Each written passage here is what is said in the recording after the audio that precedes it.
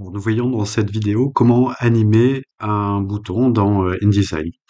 Donc on verra comment on crée un bouton et ensuite lui attribuer des paramètres de façon à ce qu'il réagisse au survol de la souris. Donc par exemple passer d'une forme à celle-ci, mais également lui attribuer d'autres propriétés lorsque je clique sur l'élément. Donc voici l'enchaînement. Ça, c'est le survol et le clic permet de modifier l'échelle de l'élément pour lancer ensuite la page suivante. Donc vous allez avoir besoin pour ça, d'une part, mais l'aperçu pour vérifier votre animation. Donc l'aperçu de l'interactivité ici, vous le trouvez dans le menu Fenêtre s'il n'est pas disponible, et vous le trouvez dans Objet interactif et vous trouverez ça ici. Alors deuxième palette à ouvrir, ce sera les boutons et formulaires, puisqu'on va utiliser cette palette qu'on va voir en détail. Il suffit de l'amener dans votre environnement de travail. Donc je les ai installés de mon côté, je les ai ici, et les boutons et formulaires ici que je vais vous présenter pour commencer. Alors je réduis l'aperçu. Donc voici la forme initiale qui m'a permis de créer le bouton. Donc elle est déjà, vous voyez ici, vous avez des pointillés qui vous indiquent que c'est un bouton. Vous avez une icône aussi qui vous indique son statut. Alors je vais aller dans boutons et formulaires et je vais recommencer la manip. Donc ce que vous avez ici, et ce sur quoi on va se concentrer, c'est l'aspect normal au survol et au clic, donc avec un changement d'échelle entre le survol et le clic. Alors je vais refaire la manip. Pour transformer un bouton, c'est-à-dire réinitialiser la forme, hein, vous avez cette icône-ci qui permet de convertir en objet. Voilà. Donc là, je suis revenu à l'état normal, hein, c'est une simple forme ici. Alors pour transformer, la première chose à faire pour transformer un élément en bouton, c'est vous le sélectionnez. Vous pouvez passer soit par ici pour créer un bouton, soit par là, ce qui est plus simple, convertir en bouton. Donc vous avez ici, je parlerai des actions un peu plus tard, les différents aspects, je vais me concentrer là-dessus. Alors il faut savoir que vous pouvez absolument animer tout ce que vous voulez. Pour le moment, je suis en mode normal, c'est-à-dire tel que le bouton s'affiche sur la page. En survol, je vais avoir, quand je le sélectionne, le même état. Donc si vous voulez modifier l'état, par exemple changer de couleur, ce qu'on avait déjà vu, il faut cliquer sur le bouton et faire un double clic pour accéder à la forme. Très important pour modifier ses propriétés. Et alors dans les propriétés, tout ce que vous avez ici, c'est-à-dire la taille, la rotation, le miroir, toutes les propriétés que vous pouvez avoir ici, le fond, la couleur, l'opacité, tout ça est animable, y compris les effets, si vous souhaitez mettre une ombre portée. Donc il suffit de changer l'aspect de l'élément pour qu'il soit pris en compte uniquement sur le survol.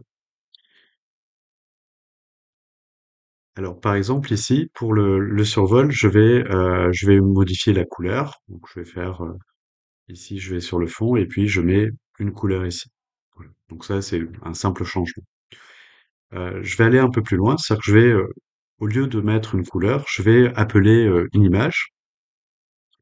Donc pour ça, je vais aller dans Fichier, Importer, et je vais insérer un logo. Voilà. Ah, il faudra que je le recadre. Donc je vais cliquer à l'intérieur de la zone. Vous voyez, vous avez la main ici qui vous permet de déplacer l'élément. À ce moment-là, je souhaite avoir un fond transparent. Donc je vais changer. Vous voyez ici, je suis au niveau de l'image, ça c'est très important. Donc si je veux revenir au niveau de l'objet, je clique à l'extérieur. Donc notez bien ici, là je suis au niveau du bouton.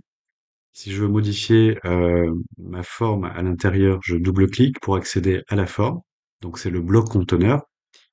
Et je vais changer la propriété du fond ici. Donc en changeant le fond, en mettant une transparence ici. Voilà. Alors on peut le contrôler rapidement ici, en mode normal, en mode survol, je serai comme ça. Alors ensuite, lorsque j'ai cliqué, je vais par exemple modifier l'échelle de l'objet. Donc je me mets sur l'état clic, du coup.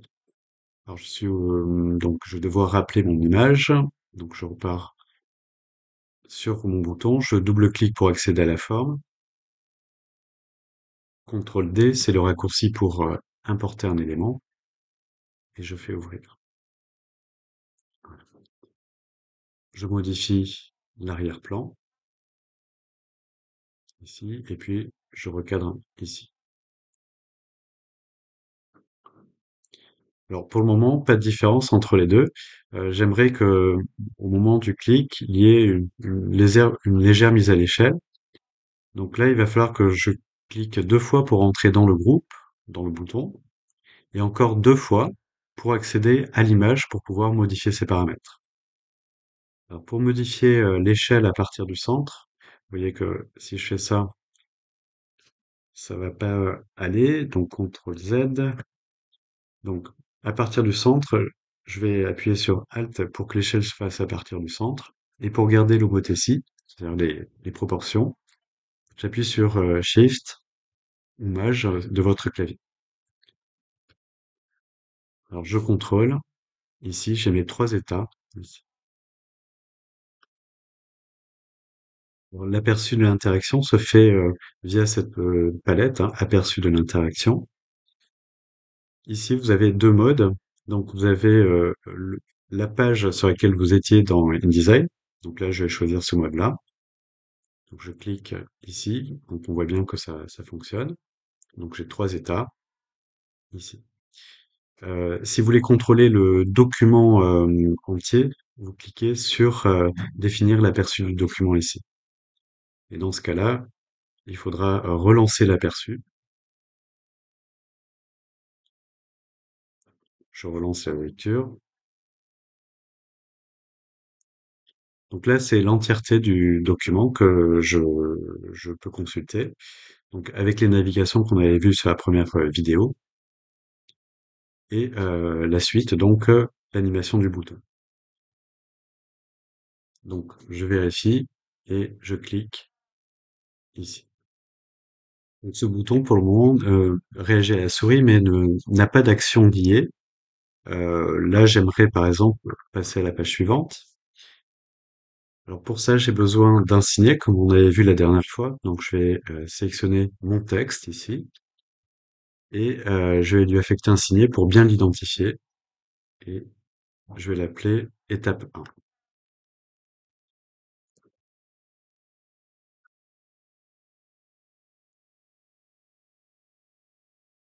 Ensuite, je reviens sur le bouton. Je vous conseille de les nommer. Et on va laisser cette option, hein, c'est lorsque je clique qu'il va se passer un événement. Donc là, je vais créer une action.